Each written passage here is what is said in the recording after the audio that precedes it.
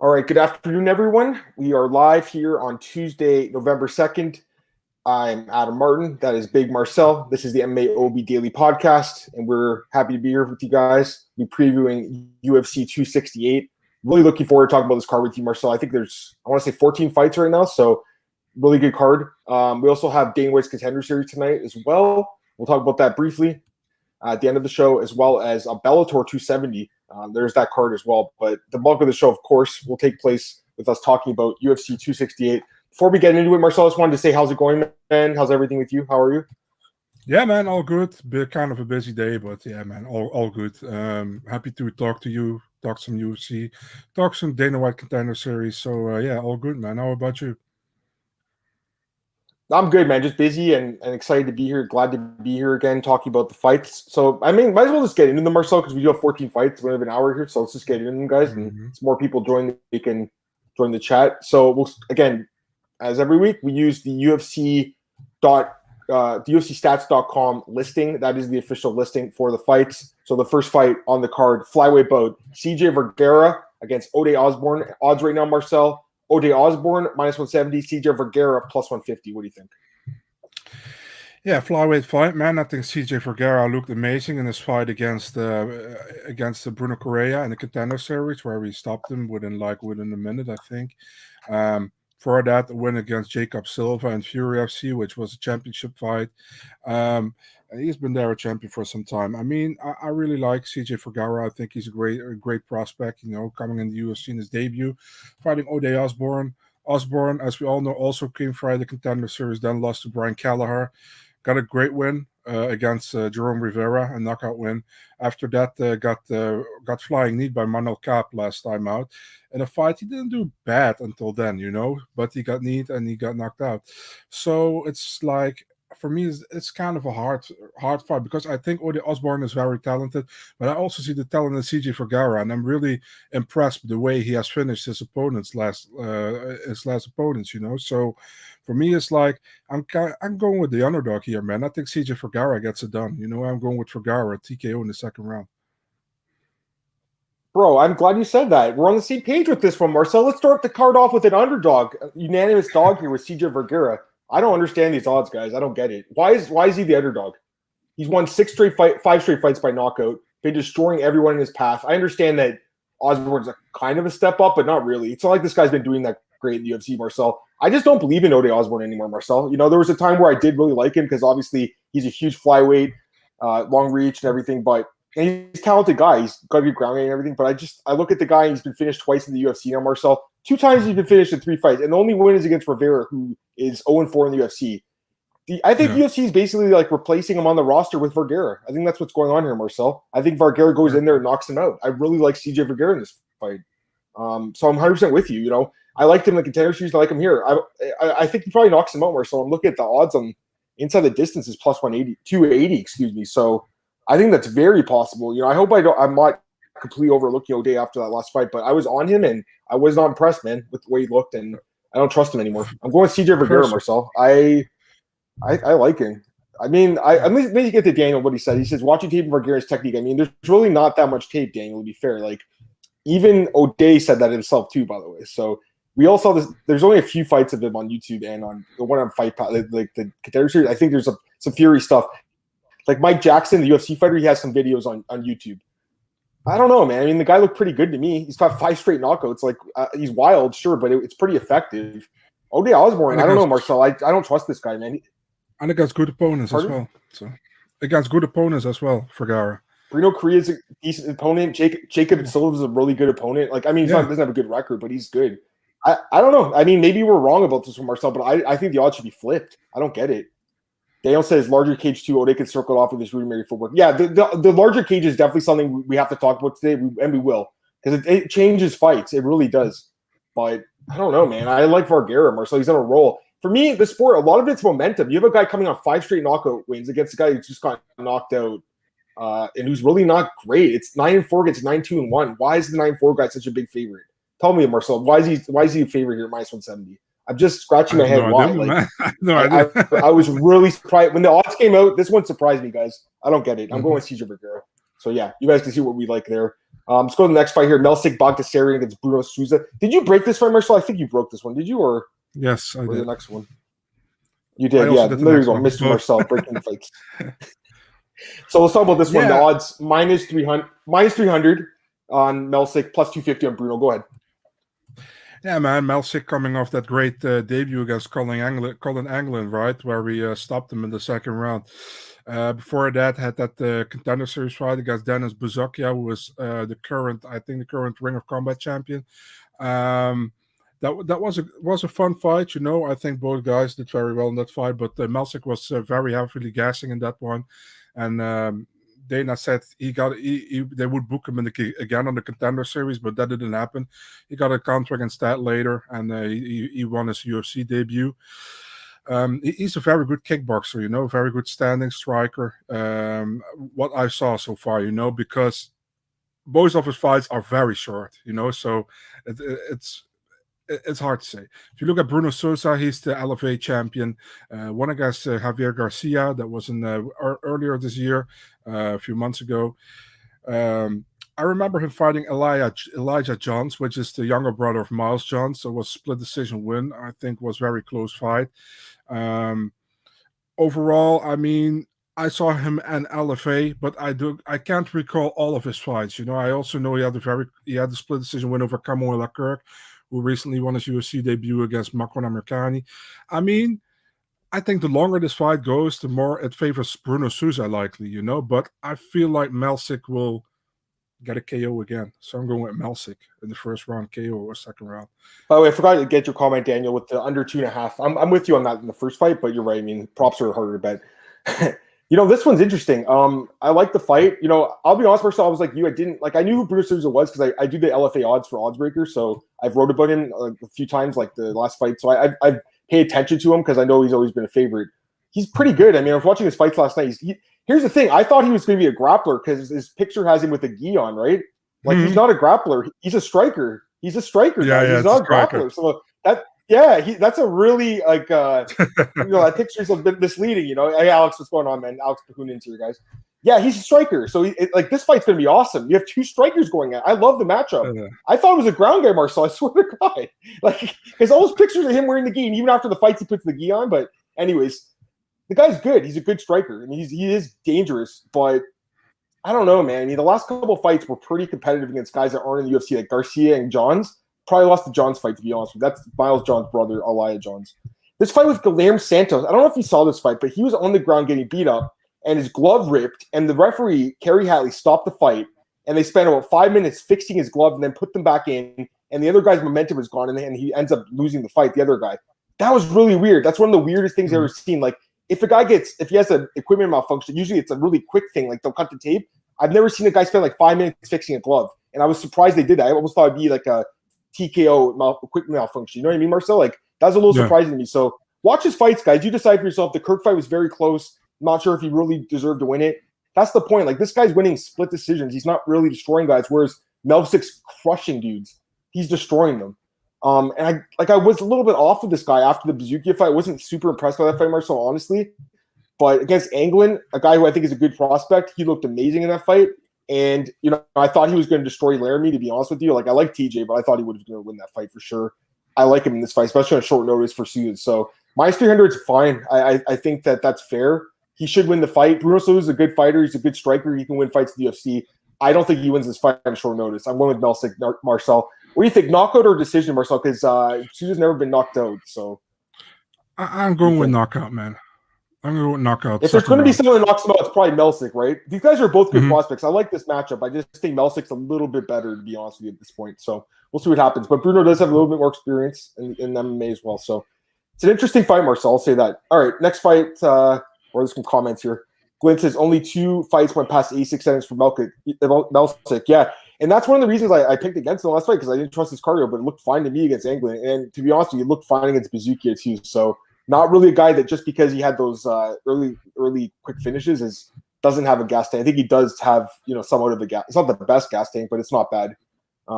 Daniel says, I want to train striking with Melsik and Manon Fiorot. No, you don't, Daniel. You're going to get your ass kicked. I'm just kidding. Let's go to the next fight here. You broke this fight too, Marcel. Look at Mr. Marcel, man. Look at this guy. Independent journalist breaking all this news. You're the man, Marcel. John Allen, not John Vellante. John Allen against Dustin Jacoby. That's the next fight. This fight, Marcel, right now, taking on short notice for Jacoby, but he is a big favorite. Minus 340, and the comeback on John Allen plus 280. So despite taking the fight on 5 days' notice, a huge favorite here, Dustin Jacoby. I think he is, he's the second biggest favorite in the card behind Ian Gary right now, which is kind of crazy in a way, but I kind of understand it too. What do you think, Marcel, about the fight? I understand it as well, man. I think Jacoby has been looking really good since his return to the UFC. He won against Ledet, in his comeback fight in the UFC after winning the Contender series. The Grecian fight, we talk about that one. I still think Grecian did more than he did, but I don't have any problems with it. I think it was a close fight. The Kutalaba won the split draw. And then he knocked out Stewart in the first round, standing TKO. So, I mean, Jacoby has been looking good. If you look at John Allen, not really. John Allen got signed after losing on the Dana White Contender Series against Vinicius Moreira, and Moreira is likely no disrespect. Sorry, that guy is really bad. No offense. Yeah. That must have been one of the worst heavyweights ever. I think he went 0-4 with 4 knockout losses, right? He was really bad. Crazy, yeah. So John Allen, I think he won his debut against Mike Rodriguez, but it could overturn in a no contest. Then he got suspended, lost to Roman Dolidze, split decision. So for John Allen, it's really, he needs to win this fight, and I kind of feel like he's getting a tougher fight with Jacoby instead of Kamaru. I don't think Kamaru is bad, but I think Jacoby is more tougher fight for him. I'm taking Dustin Jacoby, man, here. I think Jacoby can also put him away. So I would say TKO in the second round, man, for Dustin Jacoby here. I feel the same way about you, man. Because I'll be honest, when I first saw it, I was like, okay, I got to see what the odds are going to be. And they came out, and they were so heavy, and I'm like thinking for a second, is there value in the dog? And there really isn't, because I don't think he's going to win the fight, guys. John Allen is a decent grappler, and I just think with Jacoby's improvements with the takedown defense, Marcel, he'll keep the fight standing and just destroy him on the feet. He's on a nice win streak right now. He's been looking good. Well, the Cutelaba fight was a draw, but the fact look at that. Look at Ian just did to Devin Clark, and this guy went toe-to-toe with him for 15 minutes. I will say this, though, about Dustin. Don't want to name names, but another journalist told me that he won't do interviews with this journalist because this journalist picked against him in the Ian Cutelaba fight. That is the softest thing I've ever heard in my life, to be honest with you, for a fighter to say. So because he picked against him, he won't do an interview with him. I'm not going to say who said that. Jacoby. Yeah, Jacoby won't interview with the guy because he said he was going to lose the fight to Ian Cutelaba. That's a really stupid reason not to be interviewed by someone, but that's his choice. Okay. But I still think he wins the fight. You know what I mean? You got to put that kind of stuff aside if you're a fighter, though. I think, Marcel. You know what I mean? You got to just have thicker skin than that. Fighters got to understand that we are not picking who we're liking. We're picking who we're thinking is going to win. It's just a fight. I know. I don't either. It's not any disrespect at all. I know. I agree. I mean, I guess the fact it was a draw, maybe that's why he's pissed. People count him out, but I didn't think he'd win that fight either, to be fair. So actually, no, I think I did. It doesn't matter. I think I picked him in the fight. I might have too, now that I think about it, but it doesn't matter. The point is, I like this guy, but that's a very soft reason not to do an interview with someone. Don't you think, Marcel? Come on, that's lame. We have a job to do, guys. Part of our job is to predict fights. That is. This wasn't me again. This is someone else. Go to the next fight, John Vellante against Chris Barnett, Marcel. And sorry, did I give my pick for Jacoby? I did, right? I like Jacoby in that fight. Yeah. Yeah, so, you said Jacoby. I think he finishes him too. That's what I was going to say. So we got John Vellante and Chris Barnett, Marcel. Battle of probably. I mean, you got to think these are the lowest 2 ranked heavyweights in the roster right now. It's a pick of minus 110 each, Marcel. So really, no one has any idea what's going to happen in this fight, and I don't either. I'll be completely honest with you. This fight is a really true coin flip. This is like the definition of a pick 'em fight to me. This is you flip a coin and that's who wins. Give me your thoughts on this one, Marcel. I guess the slightest of slight leans ever, but what do you think? Yeah. By the way, your camera is super blurry, man. I don't know if it's me, but is it? Yeah, man. Also on YouTube. I apologize, guys. I'm picking Chris Barnett, because I'm definitely not picking Gian Villante here, man. I'm sorry. I mean, Gian Villante, don't call me Sam Alvey. It's like, it's pretty much the same thing, you know. I haven't seen him fought well for years, you know. And then he's going to heavyweight, which I don't think is a good idea at all. Fighting Chris Barnett. Yeah, Chris Barnett lost to Ben Rothwell last time out, and his UFC debut was a short notice fight. Now he has more preparation. I mean, this can be either a quick finish or this can be a very annoying 15 minutes of guys who are gassed after 1.5 minutes, you know, or after 2 minutes. So I'm taking Barnett here. Not sure at all, but I'm just not going for Villante, even not in New York. Glenn says that the two heavyweights are so bad they should be in the traditional main card slot. That's the Marcel. They call it the Marcel special. I actually have the same lean as you in this fight. I'm going with Chris Barnett, but it's a very slight lean. I don't trust this guy really at all, Marcel. I don't think he's a great fighter. I just have to fade Gian Villante. I don't like him at all anymore as a UFC fighter. Really, he should be on like a 5-fight losing skid, if not like an 8-fight losing skid, Marcel, because he's got a few split decisions that he probably didn't deserve in there. He's been getting finished the last couple of fights. He's just kind of become a punching bag, and it looks like he's showing up for a paycheck in this fight, Marcel. It is in his home state, I guess, in New York, so it's close to home. You know, if it goes the distance, you never know what the judges, which is something we'll talk about with Al Iaquinta in a few minutes, because it's something we don't have to consider really much because the fights are all at the Apex. There's no crowds and stuff. Now there's a crowd. Now you have fans cheering for a guy when he does something, right? So that does affect the judging. But I don't think it probably goes the distance, Marcel. I think Barnett probably finishes him with strikes, but do you really want to lay money on Chris Barnett? I don't think so. I don't think I can do it. You know what I mean? Like, I just don't think I could put money on this dude. Daniel says John's connected with Dane. If he took his career seriously, he'd get trained in PI. I mean, the guy's he showed up sort of shape in his last fight. It was like the last couple fights, Marcel. Moved up to heavyweight. He should be fighting. I was disappointed this fight wasn't a light heavyweight. I'll be honest with you. I really thought it would be a light heavyweight. We got Theodore here. Hey, how's it going, man? He says Wonder Boy announced that he's fighting December 18th. Who do you think you guys are fighting? Who do you think he's fighting? It's not going to be Khamzat because Dana says they're going to do Khamzat and Nate Diaz now. Like, that's the plan. I think it's going to be either Bilal Muhammad or Neil Magny. What do you think, Marcel? Neil Magny is supposed to fight on December 18th, right? But he was supposed to fight That's D-Rod, the fight then. That makes sense, right? That makes sense. He was supposed to fight D-Rod. Oh, really? I didn't know that. Okay, that would have been a nice fight. That would have been a nice one. Mm-hmm. Yeah, I like Rodriguez. I think that would make sense then. You know, Magny's a veteran. What do you think about next fighter? Go ahead. They kicked D-Rod out of the rankings, man. It's like you're joking. Are you kidding me? No. Why? Why? So they kicked him out and they kept Salikov in at 15, but they kicked him out and they put Chimaev at 10. But why you keep Salikov in? That's Salikov was 15. He was 14. They took out 14. That makes no sense. All right, let's go to the next fight here. Jordy Williams against Ian Gary. I want to hear your thoughts on this fight, Marcel. We have the biggest favorite in the card, Ian, the future Gary, minus 360. Jordy Williams plus 300. Who do you think is going to win, Marcel? Ian Gary or Jordan Williams? Yeah, man, Ian Gary is like the super talent of Cage Warriors, you know, the Irish guy. Looked really good in almost all of his fights, which I saw. In this last fight against Jack Grant, he won that fight, but didn't look as spectacular at all of his other fights. But there was a problem with his old camp not being in his corner anymore because there are some problems with his old camp and his management right now. He also switched or whatever. So now he's maybe he's clear-headed now, and he's a really good fighter, man. I think he has some good wins in Cage Warriors against former UFC fighter Rustam Akman and against Mateusz Figlak as well. I mean, Jordan Williams. Yeah, was very impressive against Gregory Rodriguez in the Contender series, that fight where he knocked him out. But after that, let me say that for a sec. Everyone's talking about Gregory. That was like only a year ago. Isn't that crazy? That was only a year ago, and these guys' careers have went completely different ways. Crazy, right? It's absolutely crazy for sure, man. Because like Gregory Rodriguez have been like this, and Jordan Williams has been like down, you know, losing to Imavov. I think was kind of a close fight, but he lost, and the Mickey Gall fight was very bad in my opinion. So yeah, I think Ian Gary wins here, man. I mean, it's not a surprise. I pick him. I think it's like you said, it's the biggest favorite on the card. I think Gary wins here, and I think Gary can probably.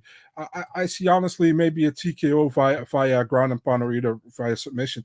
He has lots of options to win this fight. I think Jordan Williams, like the guy, man, but I don't think he's going to win this one, man. I would be really surprised. Would be a big win for him if he wins this one. Either it's against a debut guy or not.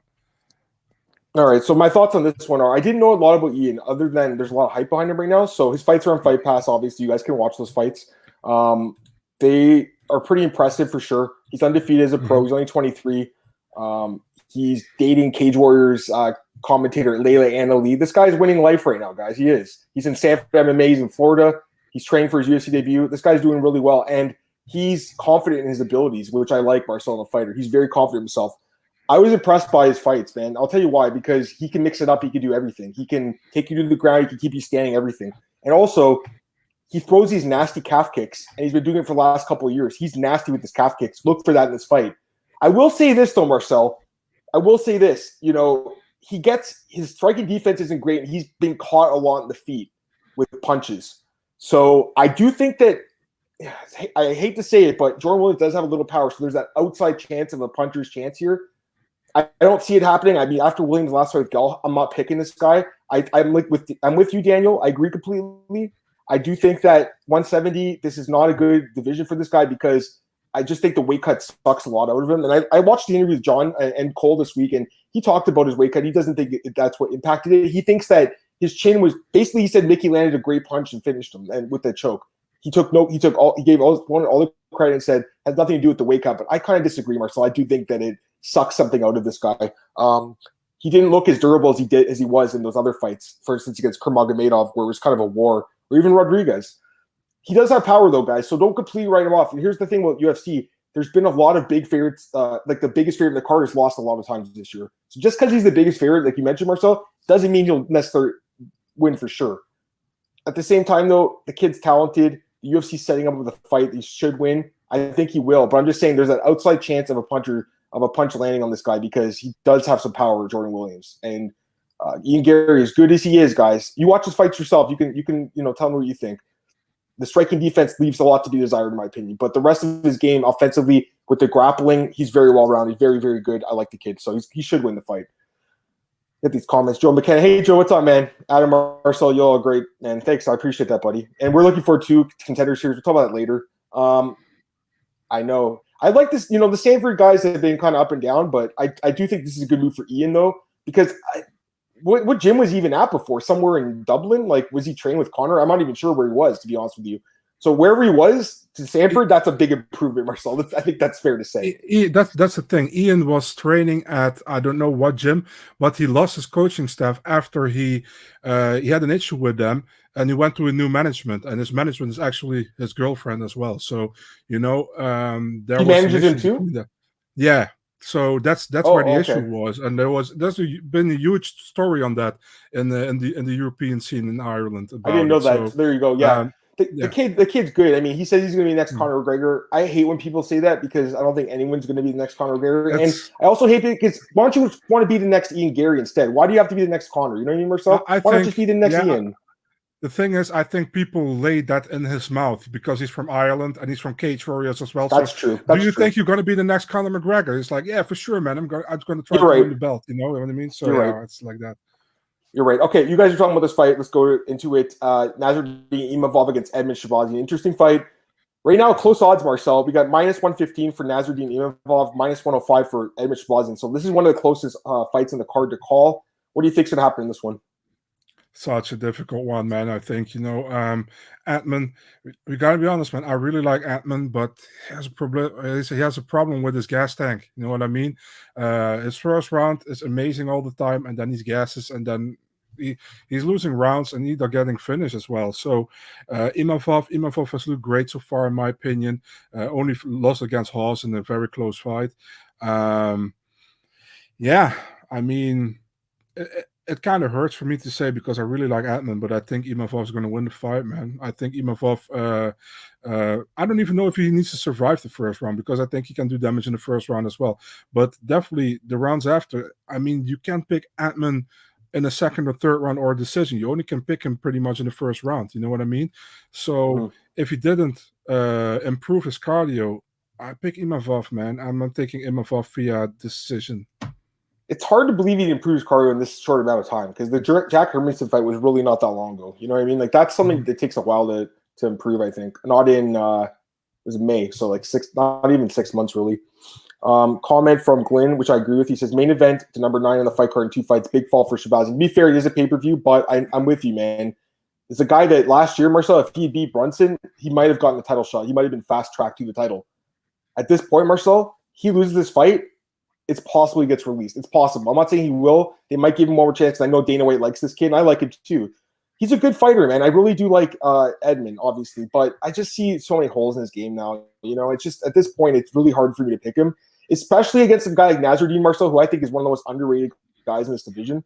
Like me, I mean, I've been on him for a while, and so have you, Marcel. We both liked him against Heinisch, I want to say.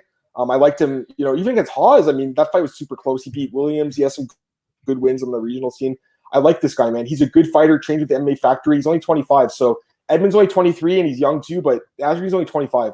I'm a little surprised they booked the matchup, to be honest with you. I'm a little surprised by it. And yeah, Theo, you're right. He did go to AKA. That is it's a good move for him, I think. I just don't know if it's enough to get by Nasruddin. I think people don't know. I don't know if people realize how good Nasruddin Imavov is yet, Marcel. And I don't, can he wrestle him early? Maybe not in the first round because Edmund's obviously got some good takedown defense in that first round. But I think you can get him down at some point. And not only that, but I'm with you, Marcel. I think on the feet, it's close. It's not like Edmund's that much better on the feet. Maybe he's got a little bit more pure power. I guess we can give him that. But Imavov's a good striker. He's a good grappler too. I like the guy, man. Defensive grappling is good too. I think he's good. I think he's one of those guys that could be a top 15 guy very soon, Marcel. I really do. So I think Edmund's ranked. Is he still ranked, Edmund? He is, right? Yeah, he is. He is, yeah. So if he wins, then he's going to jump and take his ranking. So yeah, I mean, Edmund, the fight with Hermanson, the first round was fine. And then once again, just the gas tank left him. And I don't know, Marcel. I just don't trust the guy anymore. And to be honest with you, man, I see some quitting him too. Once he gets to the ground, he kind of gives up a little bit. He realizes he's in trouble. I don't want to talk smack about the guy. He's only 23. He's a really good fighter. He's 6 fights in the UFC already. I like the kid. I'm just saying, like, after the last 2 fights, I find it very, very, very hard to trust him now. Marcel? Just tough. So I'm going with Imavov. Probably decision, Marcel, but maybe outside chance of a stop. I'm thinking it's going to be a decision. All right, let's go to the next fight. This is a fight that – did you break this fight too, Phil Haas and Chris Curtis? Yeah. Did you break this fight too? Marcel broke half the fights on this card, and he does not work for a major MMA website. Tell me how the fuck that makes sense, guys. You tell me how that makes sense. This industry doesn't make sense to me. Let's talk about this fight, Marcel. Phil Haas and Chris Curtis. Got to give a shout out to my boy Cole Sheldon, interviewed Chris Curtis. And Chris talked about how the UFC actually took his contract away briefly after the fight got canceled last month, but they gave it back to him after Sean Strickland called Nick Mader on the phone and pleaded with him to keep this guy in the roster, and they rebooked the fight. Chris Curtis deserves this. I'm happy for him, but I don't know if he wins the fight. The odds are pretty heavy against him, Marcel. The odds right now, minus 310 for Phil Haas, plus 255 for Chris Curtis. So give me your thoughts on this one. Let's be really honest, man. Chris Curtis should have been signed 3 years ago after the Contender Series fight. 100%. Yeah. I mean, now he's finally in the UFC. Don't ask how.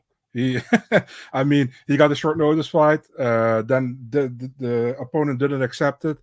They took his contract away, and like you said, Strickland had to call for it, and then he got a contract. So I mean, is it that hard to sign this guy? He's fun to watch, but I feel like he normally is better in the welterweight division. This is a middleweight division, right? Phil Haas, strong guy, has been pretty impressive so far in the UFC. And with impressive, I mean that he can heavy wrestle. He did that against Dawkins. He did it very well. Against Imavov, against Balkuni, knocked him out within 15, 20 seconds. It was very quick. And for Haas, it's pretty much the third time trying in the UFC. The first time he's in the UFC, but he tried via the Ultimate Fighter, didn't get in. Then the Contender Series got stopped, and then the third time it happened for him.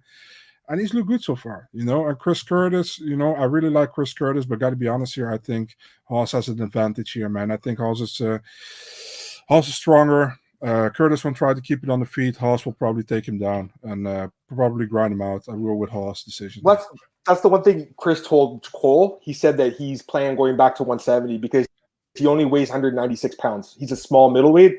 I'm guessing Phil Haas probably cuts from like 210-ish, Marcel, to make the 185 limit. He's a very big guy, a lot of muscle too. It's obviously giving problems with the gas tank. I do think that Chris Curtis, again, he's got a puncher's chance in this fight. He does. He's on a nice win streak right now. He's on, I think, a 5-fight win streak. He's been knocking a lot of guys out, and he has a ton of experience, Marcel. He's 34 fights in MMA. But again, he's in the wrong weight class, and he's an older guy. I'm happy for him that he's in the UFC, but I don't like the weight class for him, Marcel. I think he should be a welterweight. The fact that the fight was rebooked a month later, I'm just confused why they didn't give Phil Haas another middleweight on the roster. They couldn't have found a middleweight. Don't really agree with that. So I'm going to go with Phil Haas still. I just think the size is going to be the difference here. I think he wrestles him, Marcel. I think he's one of his – I don't think he'll bother standing with him. And you know, what Cole said, or what he told Cole was, I'm a striker learning how to wrestle, and Phil is a wrestler learning how to strike. But I feel like Phil's striking is kind of caught up to wrestling, whereas I'm not really convinced that Chris's wrestling is really caught up to the striking yet. You know, Chris is pretty durable, though. He's only been finished once, I believe, in his career by Ray Cooper, so he's extremely durable. I could see the fight going the distance, Marcel, being a grinding type fight. And that third round would be interesting if that happened. But I still got to go with Phil Haas to win the fight. Joe says he's going with Haas by heavy ground and pound. It's possible, and if he gets him down, for sure. Glenn says Imavov's got 8 first-round wins. Could be a great first-round Edmund. It sure could be. Theodore also wanted to point out that Imavov's cornered by Gone. Yeah, he will. And what's his name? Fernando Lopez as well. Yeah, exactly. That's what I'm saying, Daniel. Like, this is a favorable matchup for Phil Haas. If he loses this fight, that looks really poorly on Phil Haas. I'll say that because, again, Marcel, he's a huge favorite, or he was anyways a month ago, and he's still a big favorite. But the fact he turned down the fight and was like, I need another month to prepare, and then if he loses it now, that's going to look bad on him. I think he wins the fight. Now, let's talk about this one because I think this fight's interesting because this is something, again, we haven't had to talk about much probably over the last 2 years on the podcast. Judging and fans in someone's home city, home state, and you're going to see that here with Al Iaquinta and Bobby Green because Al Iaquinta obviously is from New York, and there's going to be a lot of fans that are cheering for him. And in what is, I think, going to be a fight that goes the distance, Marcel, I'm very curious to see how the judges score this one. Give me your thoughts on this fight, Marcel. Bobby Green's minus 175, Al Iaquinta's plus 155. What do you think, Marcel? Al Iaquinta super inactive. Bobby Green very active lately, you know what I mean? And Bobby Green, he lost his last 2 fights, but they were competitive. You know, the Moises fight was competitive, and the Fiziev fight was competitive as well. You know, it was. I think he won 1 round, the last one, but he lost the first 2. But it was competitive, you know. And many people were like, "Oh, Fiziev going to destroy this dude." Very competitive, and we know Bobby Green always makes it a difficult fight for everybody. You know, if you look at Al Iaquinta, his last win was against Kevin Lee, and that's 3 years ago already. You know, it's one of these fights. It's really fun on paper, but I really don't know how this gonna go. To be really honest, you know, Al Iaquinta, if he still has the potential that he had before, he can still be in top 15 guy, you know. Bobby Green, I have more faith in Bobby Green, to be really honest, in this one, man. And I think Bobby Green can make it a nasty fight. Bobby Green has good cardio, can go for 3 rounds. Give me Bobby Green via decision in this one, man. I feel the exact same way. That's a square pick here. I think Bobby Green by decision, but I do think that's what's going to happen.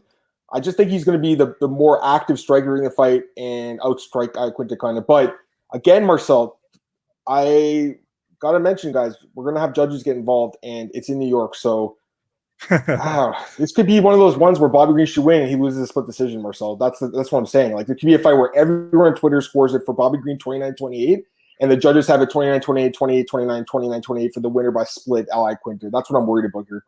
And that's why I might bet on just the fight going the distance instead of Bobby Green, but I do think Green wins the fight. I like it. I mean, he's been really active and he's looked good. Go ahead.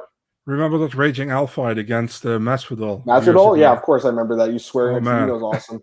I don't even think he shouldn't even won that fight, to be honest with you. Masvidal No. Yeah, for sure. That was crazy. By the way, Theodore wanted to mention this, and we talked about this like a month ago, I want to see, Marcel, when the fight got booked. Imavov's getting a better fight than Haas, because we think that the matchmakers probably looked at that fight and thought that Imavov should have won the fight, or draw maybe. Can we bet robbery? This could be the robbery of the year, because we don't get them anymore because of we do get robberies, obviously, but not as many because you don't travel to someone's hometown as much anymore, though, Marcel. And, you know, that's just something that happened in combat sports. Thing. Yeah, that's what I'm saying. This can happen with Villante as well against Barnett. It could if it goes the distance, and even Edgar and a few other guys. Like, if the crowd's there cheering, even if they're not doing as well and we're watching it, the crowd noise really changes stuff sometimes, Marcel. It really does. So keep that in mind. That's all I'm saying. But I do think Green wins. All right, let's get to last prelim here. Alex Pereira against Andreas Michailidis. Interesting fight, Marcel. It looks like the UFC is trying to give Pereira a winnable fight, but Michailidis does have more experience than MMA. Right now, the odds, minus 250 Pereira, plus 210 Michailidis. Pereira, by the way, coming off a loss in kickboxing a few months ago, I want to say. So not that long ago, but Michaelides coming off win over KB Buller and didn't look too great in that fight. Give me your thoughts.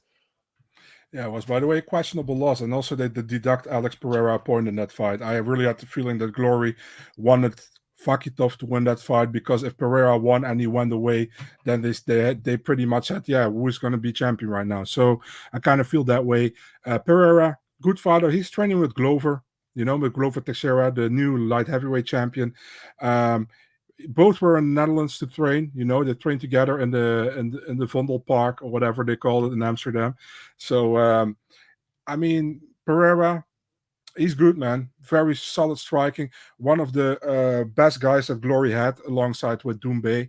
If you look at Michaelides, he had this that weird debut against Bukauskas, where he was like wanted to sit against the cage, and then the cage door opened and he fell through it, and the ref was like, yeah, okay, it's over. Really weird. And then he got that win over KB Buller, which wasn't a really eventful fight, but he got the win. I think it's a favorable matchup, man, for Pereira, to be really honest. I think Michaelides also likes to keep it standing. And Michaelides is going to get knocked out if he keeps it standing against Pereira. So if he keeps it standing, I have Pereira first or second round KO. I'm laughing at this one for Daniel. Says, Adam picks against the Greek guy. Your Greek card is revoked allegedly. Don't tell my mom, she's the Greek one here. I'm picking against the Greek guy. I don't trust this guy anymore, because he should have destroyed KB Buller. That fight was really bad to watch. He didn't do much in that fight. It just didn't impress me, Marcel. And the other fight, obviously, in the UFC, he had that weird knockout loss. He just doesn't seem like he's a UFC caliber fighter. He's also 33.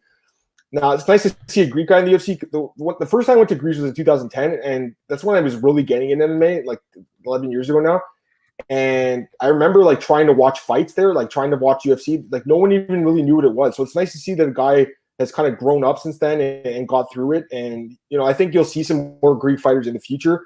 But, although this guy's the first one, I don't think he'll be the last. I just don't think this is going to go well for him. It looks like a fight he's going to lose, Marcel. He's been knocked out a couple times in the sport, including in Bellator, in the UFC. I just don't trust his durability against a guy like Pereira. It is MMA, so if Michaelides, if he's smart, he would go for takedowns, Marcel. I'll say that. If he wants to wrestle, that's the way to win. I don't think he'll win on the feet. I got to go with Pereira. It's the guy who knocked out Izzy. The guy's a beast, and I think he knocks him out, Marcel. To be honest with you, I think he's going to knock him out too. This is a showcase fight. If I had to say, yeah, Pereira inside the distance is plus 100, but I think that's what wins here. Here's the thing, though. Glenn's right. Pereira's only got the one MMA fight in the last 5 years. I talked to his manager, Matthias. He told me he's been training jiu-jitsu. I don't know what belt he's at now, but he's been training it. It's just because you're training it doesn't mean it's going to translate in the cage. We got to see him in the cage. Clarissa Shields said she's been training her grappling. You saw how that turned out. But at least this guy does have 3 fights in his career before this, right? So the thing is, Michaelides is also not a heavy grappler, So yeah, exactly. It's a favorable matchup. It is. Yeah. It is. But again, if he is training with MMA masters, Michaelides, he's training with Colby and those guys. So maybe he's going to come in with a grappling game plan. Even if he does, though, I feel like it might be harder to get this guy down than other people. I don't know. I just think this guy might have some good fast hips. We'll see, though. Daniel says Andre thought the Modestus fight was the WWE cage match, tried to escape. No, the referee that opened, the inspector that opened, screwed him in that fight. Let's be honest. He got kind of screwed in that fight. It should at least went to the second round. Corilla saying it Bizillion, yeah. All right, let's go to the next fight, Marcel. Go to the main card, actually, Marcel. There we go. We've got 5 fights in the main card, guys. Pay-per-view card. First fight on the main card, Marlon Vera against Frankie Edgar. Should have been Sean O'Malley against Frankie Edgar, but Sean O'Malley didn't want to fight in New York, so you got Marlon Vera, the guy who knocked him out. Well, you saw what happened in that fight with the ankle injury and everything. But comes in here, takes his spot, Marcel. So great opportunity for Marlon Vera, Marcel. Open up a pay-per-view against Frankie Edgar, and Frankie's basically his home state. He's New Jersey, but it's in New York. Odds, minus 175 Marlon Vera, plus 155 Frankie Edgar. Give me your thoughts on this one. You really know I love Frankie Edgar, but he should have been 0-4 in his last 4 fights, to be really honest, in my opinion. And he has looked... Yes. Yeah. And he is kind of looking like he's on, he is, how do you say that? Declining, downside? Yeah, he's declining, in my opinion. He's getting knocked out, which he didn't get before. He lost decisions, but not like this. Marlon Vera, the thing is with Marlon Vera, he can be really inconsistent sometimes as well. You know what I mean? If you look at, he looked great against Davy Grant. Before that, Jose Aldo, he started well, but he lost his last 2 rounds. The Sean O'Malley one was a good one. And before that, the Zhang Yadong, I think he won that fight, in my opinion, but he lost officially. Ask me this fight 3 or 4 years ago, I'm going with Frankie Edgar. Ask me this fight today, I'm going with Chito Vera. Unanimous decision for Marlon Chito Vera in this one. It's crazy because me and you always have like different picks. Today we've agreed a lot, and this is another one I think we agree on too, Marcel. I got to go with Marlin too. Frankie's 40, and at some point he's going to start declining. I think he already has, Marcel, coming off the losses. You got, brutally knocked out by Sandhagen. The Pedro Munoz fight, my scorecard showed up. I watched the fight again the other night. Right at the end when they're doing the announcing, I thought it was 49-46 Pedro. I don't agree with Frankie winning that fight. There's no way he won that fight. He lost the chance and then got KO'd. Lost the max. No shame in that. No shame in the guys he's losing. He says he's getting knocked out now, Marcel. He's not even going to the decision. He's getting knocked out. That's the scary part. So a guy at 40 dropped. Remember, he's at 135 now. So the durability is also questionable. Pedro Munoz, he survived that fight, but against Sandhagen, you saw what happened with that flying knee. Vera's got some power, not a ton, but a little bit. I think he could hurt him a little bit. But here's the thing. I think if Frankie commits to the wrestling, he could make this a tough fight.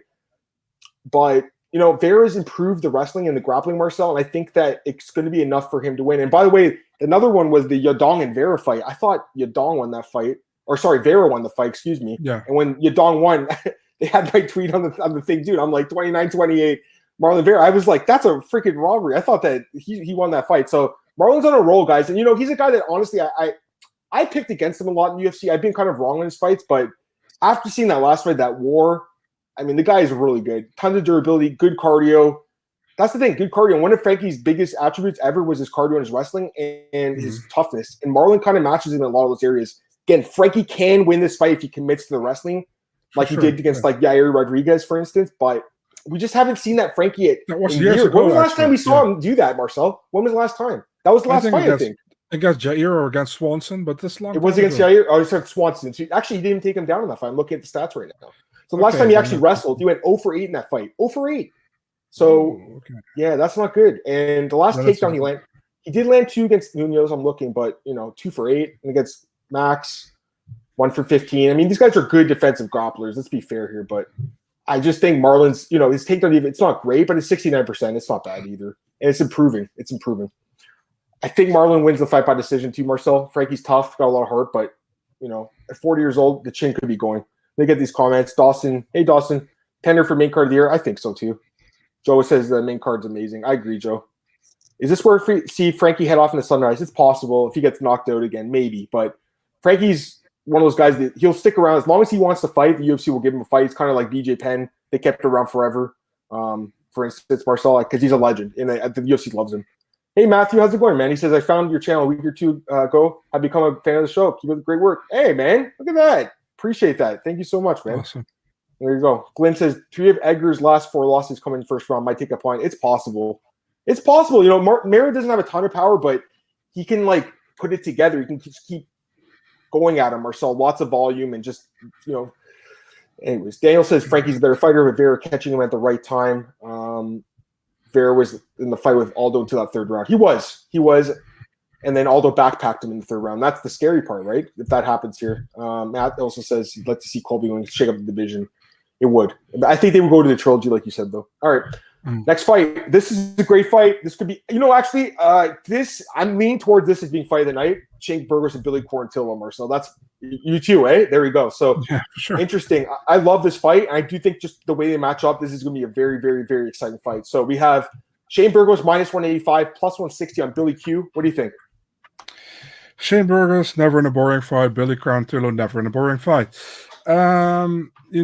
Shane, he lost his last 2. Both 2 were competitive, man. The Emmett fight, the first 2 rounds could have gone either way, in my opinion. The 3rd round, he got knocked down twice, and I think one judge gave it 10-8, which is reasonable, I think. The last fight against Barbosa, I think I had a 1-1 or 2-0 for Barbosa. Was close. 3rd round, Barbosa clipped him with something, and they had that weird delayed knockout, remember? And I talked with Shane about it, and he was like, I 100% remember what happened at that moment, but I couldn't move anything. I couldn't move my arms, couldn't move my legs, nothing. Completely done. And they checked him, nothing was wrong, so good for him, Now he's coming back.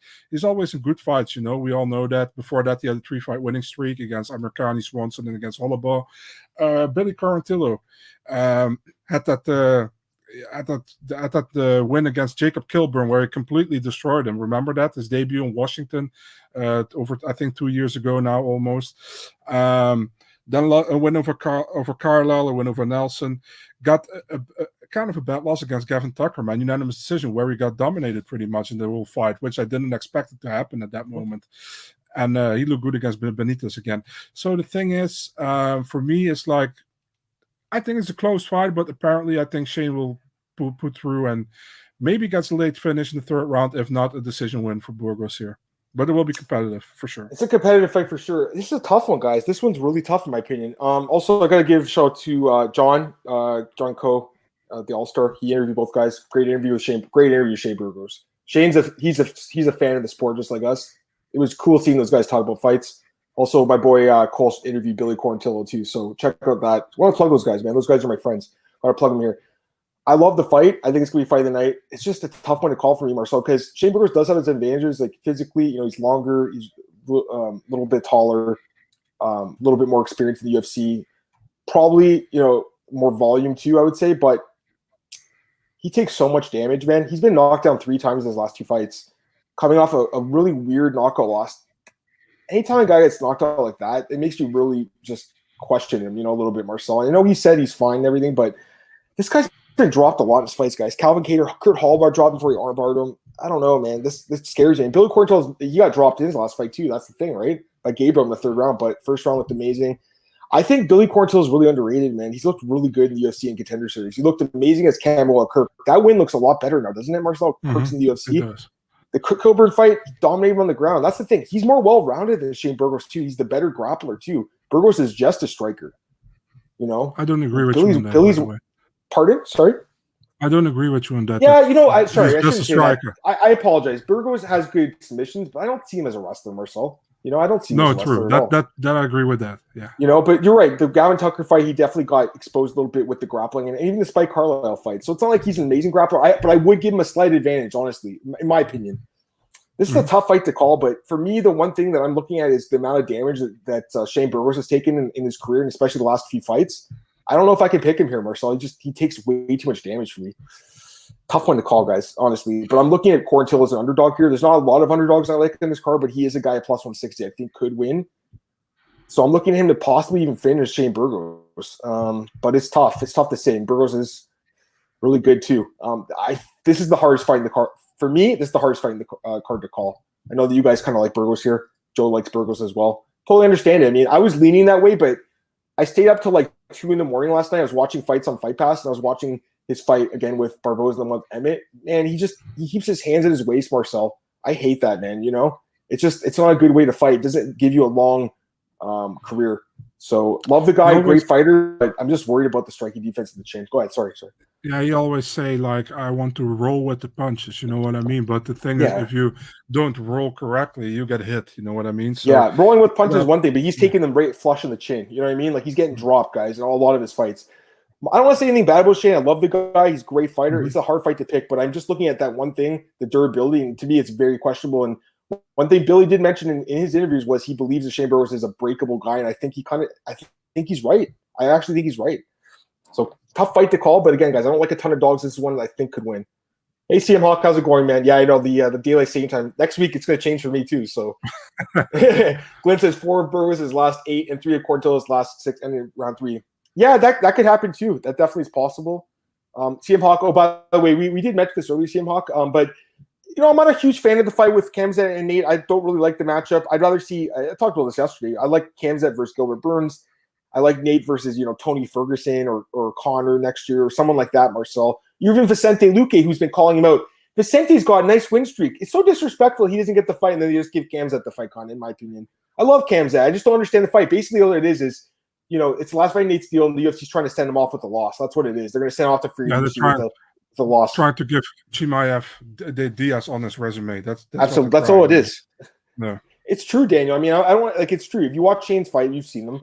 Keeps his hands really low. And honestly, at this level, it's not the greatest thing in the world. Against a guy like Kurt Hallbar, you could still win a fight like that because you have other skills. But against a guy like, Barboza or even Quarantillo, who's really underrated, Marcel, in my opinion. Quarantillo is a good fighter, man. He's a guy that should have been.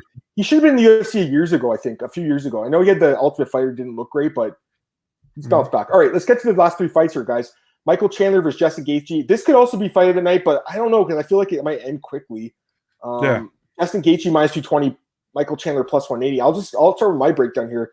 I love both guys. You know, they're both great fighters. I've been watching them forever. Michael Chandler, watching ever since the fight with Marcin Held, the Marcin Held fight in Bellator, and then obviously the Eddie Alvarez fight, and watched his whole career. And Justin Gaethje, saw him once in World Series. I was one of the first guys in MMA media that was like, Justin Gaethje is going to be UFC champion one day. I never thought it would actually happen though, and it was amazing.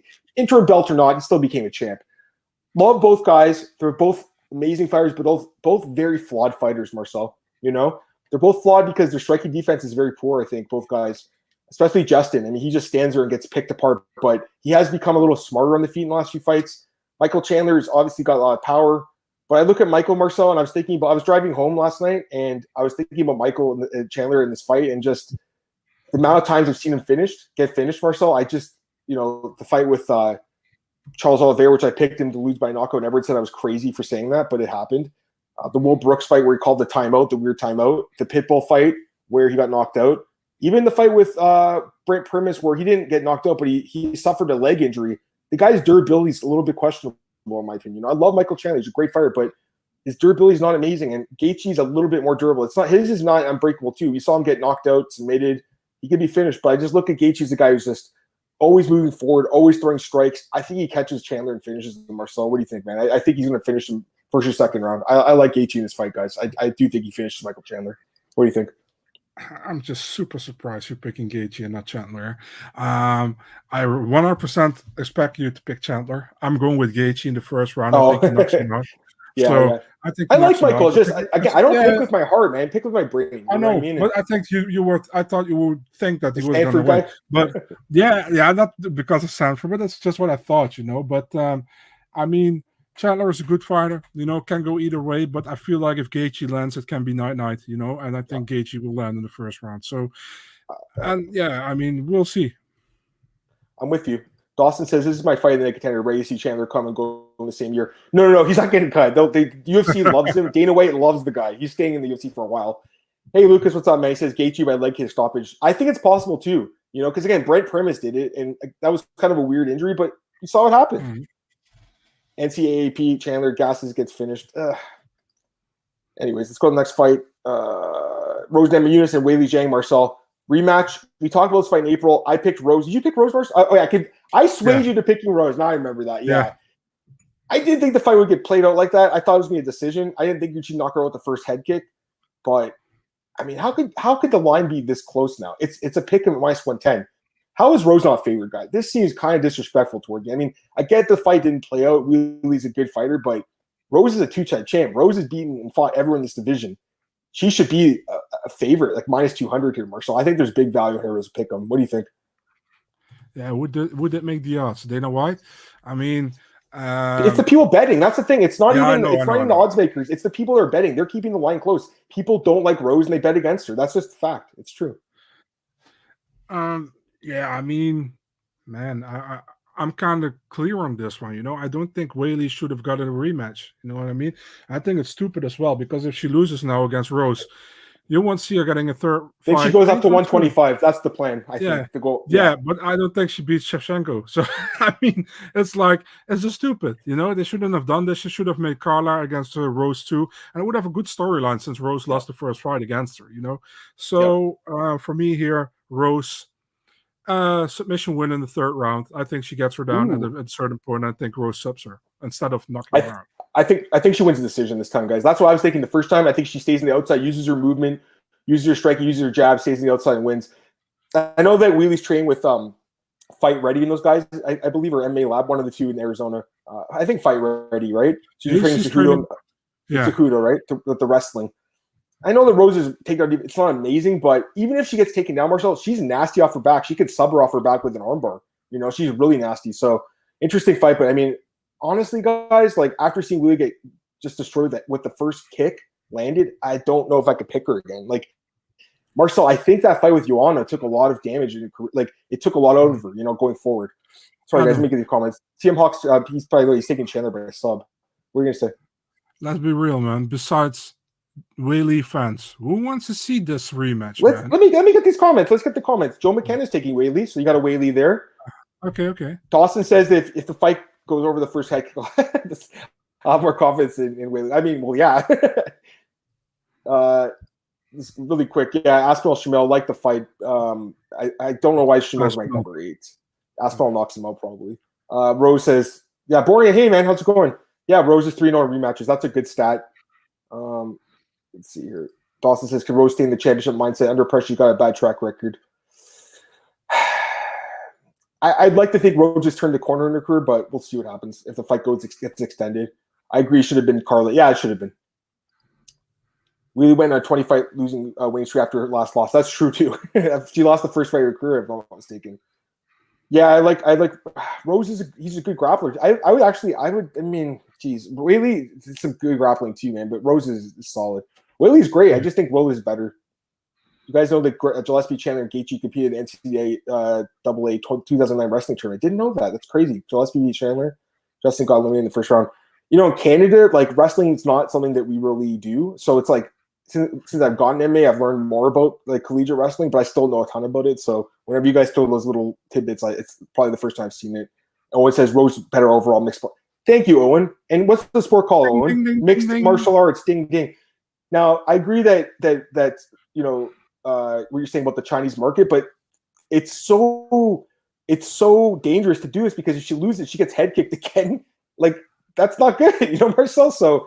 And then, yeah, they see what the UFC is doing. They're trying to hit lightning in the bottle. They put Jing Liang against Kamayev. They thought he won. You know what I mean, Marcel? They're just trying to hit lightning in the bottle here. Go ahead. What are you saying? I mean, look at the Contender series last week. You know, 3 Chinese fighters, all 3 lost. You know, the thing is, they are really trying to get in that Chinese market. And with Zhang Yadong again, you know, and he got some questionable decisions as well. I mean, I don't know, man. I mean, they also probably very pissed on Carla Esparza that she beat Yan Xiaonan because there was another Chinese fighter they wanted to see fight for a title. So it's like, yeah. I know. I really agree with Owen. All right, let's get to the main event, guys. Last fight in this card, and then we'll briefly talk about Contender Series and Bellator. We're getting to the hour, but we'll go over a few minutes. Not a big deal. By the way, he said that Tim Talk said that Jordan Burroughs won that tournament. Another good wrestler. Main event of UFC 268, the rematch between Colby Covington and Kamaru Usman. -290, +245. You know, sad as it sounds, you know, the first time I went to Vegas was 2 years ago to watch the first fight between these guys. That was the first time I was ever in Vegas. Have you been to Vegas, Marcel? Have you been before? No, man, no, not. So, okay, it's not that sad, you know, but it's the first time I ever went, and I loved it. And the one thing I remember was getting there and seeing the strip for the first time and seeing the billboards, how massive they were, and seeing Colby Covington and Usman on the billboards. I was like, holy crap, this sport's pretty big. Because think about it, I like basically live in my bedroom and do all my work. And like, I'm kind of an influential guy in this sport, but that was the first time I've been there. And it was like, wow, this sport's really fucking huge. It's a really big sport, you know? Like I really saw it firsthand, Marcel. I loved it. So I was at the fight with Anita, my fiance, and we loved the fight. It was an amazing fight, 5th round TKO. Don't agree with the stoppage, Marcel, in that first one. I think Mark Goddard stopped it early, but I still think that Usman would have won 3-2. Since then, Usman's fought 3 times. He's looked amazing. Colby's only fought once. That's the thing, right? Colby went to Masters. Usman went to Trevor Whitman. 2 different camps, 2 different fighters now. But at the same time, you know, I think if you're picking Colby, you're kind of guessing he's made the improvements. Whereas Usman, we have seen the improvements in the octagon, like every single fight. He's not only just dominating guys with wrestling, he can dominate with the knockout power too. And I just think he beats Colby everywhere in this fight. I love Colby, but I can't pick him, Marcel. You know, I'm a fan of the guy as a fighter, I should say. Not as a personality, not so much. I think Colby's a great fighter. I think he's really underrated. I think fans don't like him because of all the Trump MAGA stuff. But as a fighter, the guy's fucking good, man. You know? But this is a bad matchup for him, Marcel. I think Usman probably finishes him again. What do you think? Imagine Colby winning, and imagine Twitter. It's possible. He's not a bad fighter. So, you know what? It was going to be a split decision the first fight if it went another minute. It was going to be a split. But so I mean, just imagine the people going to be so pissed off if Colby wins. You know, it's going to be so fun to all read those tweets. I mean, overall, it's really like a guess if Colby really has improved. You know, and we don't know if he has. Yeah, for sure. The thing is, Usman is kind of a safe bet here, I think. You know, he has looked amazing in his last couple of fights, and you can say he fought Masvidal the second time, and that wasn't really necessary through. But man, he knocked him out, and how? You know, it's like I think will be a great fight again. I see Usman winning in the later rounds or either via decision. I think it will be close again, to be really honest. I think Colby can match him. Definitely with speed, he can match him with cardio. Yeah, I'm going with Usman, but man, Colby can win this as well, man. Don't not you, but just in general, people shouldn't say Colby can win this. I think he can too. I do think that I think the odds are fine. I think it makes sense at 3-1. But you look at DraftKings, or you play DraftKings, Colby's one of the biggest underdogs on the card, and that's kind of interesting, right? It's a different game, obviously. And people, from a pure picking perspective, I have to pick Usman, obviously. Go ahead. People got to see it. They got to do look at the fighting skill and look at the personality, and you don't mix that up, because many people are like, no, I don't like Colby, I don't pick him. Look at how he fights. He fights. I know, I had this thing yesterday. Yeah. Where I put out a tweet saying he's never won a performance in the night bonus. He's won 11 fights in the UFC, and half his wins are by finish, actually, which surprised me when I look back at his record. And people were like, why would he win a bonus? He's a boring fighter. It's like, guys, he's been destroying guys for the most part of his career. You thought he would have won at least one bonus by now. You think, Marcel? I was a little surprised when I saw that. Whereas Gaethje's won I think 8 or 9. I mean, they did win fight of the night, but I'm talking about performance. Joe's taking Usman by knockout. Tristan, hey man, is there value on Colby at +2? I can't pick him. There might be, but I can't take it. It's hard to say if he actually has improved because we haven't seen it yet. But it's possible. I mean, that camp looks pretty good in Masters, right? With Maria Agapova and some other fighters. She looked improved. Broken jaw rematch. Usman by 3-round knockout. Bet Colby and then cash out if he wins the first round. That's funny. Colby's a good fighter. His last 2 wins are Prime Weili and Lawler. I agree with that. Yep, I agree with that too, CM Hawk. So I got to go with Usman here. I mean, I think it's going to be somewhat competitive, Marcel, until it isn't, kind of thing, if that makes sense. Marcel, it's going to be back and forth, and then all of a sudden Usman's going to probably hurt him. Usman's just really good. He's just really, really talented, really good. Also, one thing I noticed, Usman has 100% takedown defense. It's never been taken down. Colby's is 75%, which is good, but not amazing. And he has been taken down by, Woodley took him down, RDA took him down. I wouldn't be surprised if Usman mixed a takedown in here, Marcel, just to screw with him a little bit. So it's possible. Comic fan says Glover or Jones in a rematch. So that's a great question. I never thought we'd even talk about this. I'd have to go Jones. And that's the other guy, Nate Landwehr. Yeah, he did look improved. So he looked great in that fight. So I do think there's something in that gym. And obviously, like I said, Andreas Michaelides is another guy from that gym. If Andreas and Colby win, I mean, that'd be a pretty good night for that gym. I'll tell you that right now. So same time, though, guys, we all saw the first fight. I don't know how much has changed. It's hard to say. I got to go with Usman, Marcel. All right, let's talk about Contender Series tonight, guys. We'll go through it quickly here, but we'll go through it. So, Marcel, we'll go with the first fight here. Give me your thoughts on this one.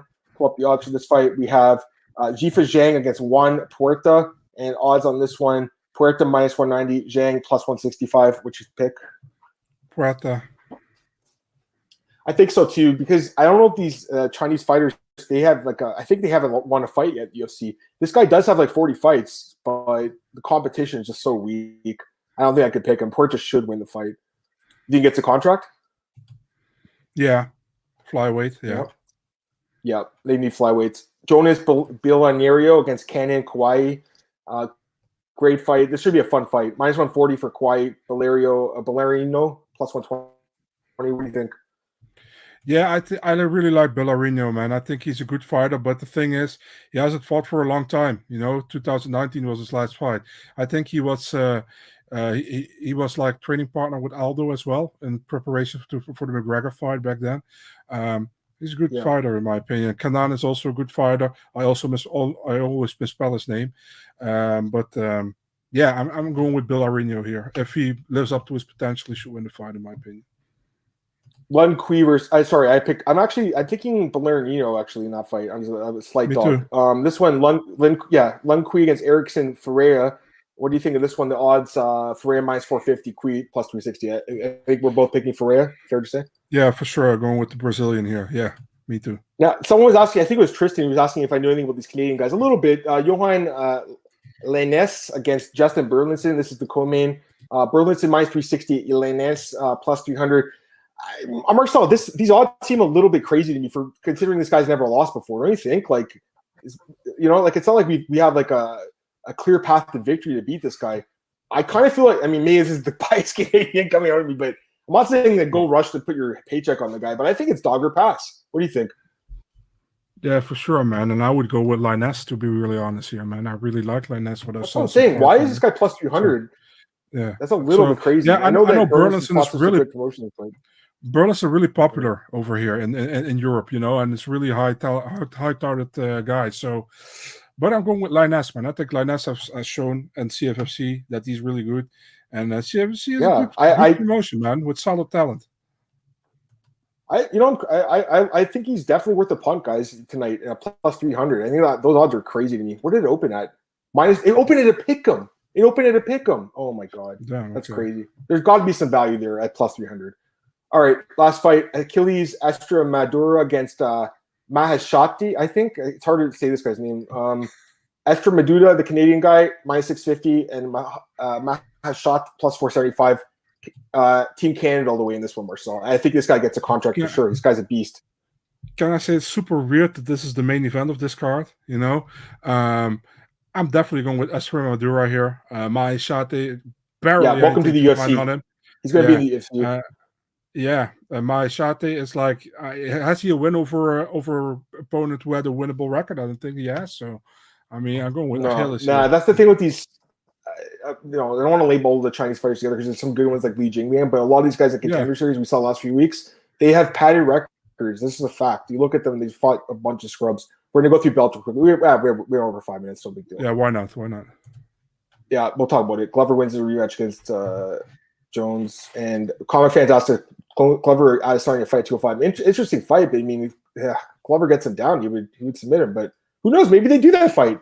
They want Adesanya to have a second belt. Is Michelle Madsen official? That fight's official? It's MMA Ideas announced it, and he said date to be TBA, but I know it's a pay-per-view in February. So yeah, that's the thing. All right. Last question I'll take from CM Hawk here. What do you happen to the 23-0 guy? Last question of Contender Series, I should say. Do you know what happened to that guy? The 23-0 guy. Who was that? Can't remember his name either. I think he was a Chinese guy. I want to say it with a really long name, like a really hard to pronounce name. Yeah. Okay. Yeah, I remember that guy. And I think what's his name? Brendan Fitzgerald was joking around how he'd been practicing.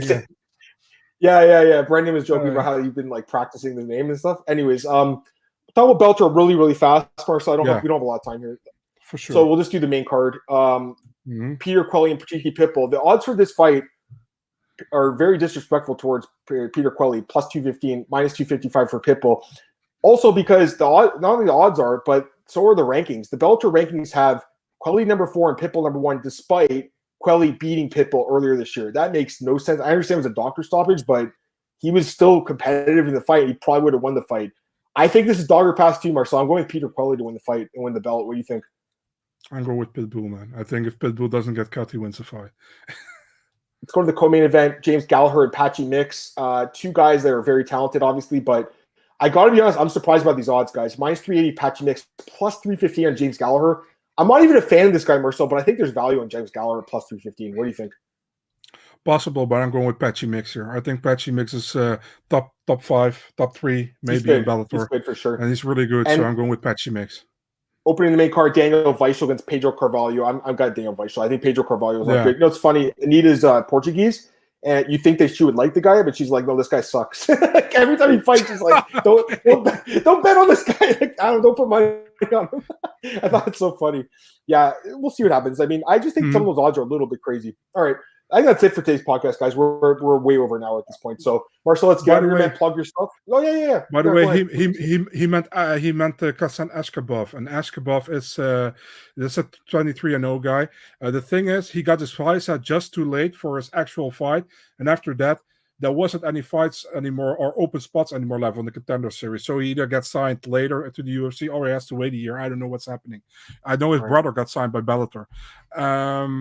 Yeah, what's up? Big Marcel 24 on Twitter, Instagram, MMADNA.nl, Twitter, Instagram, YouTube, and Facebook.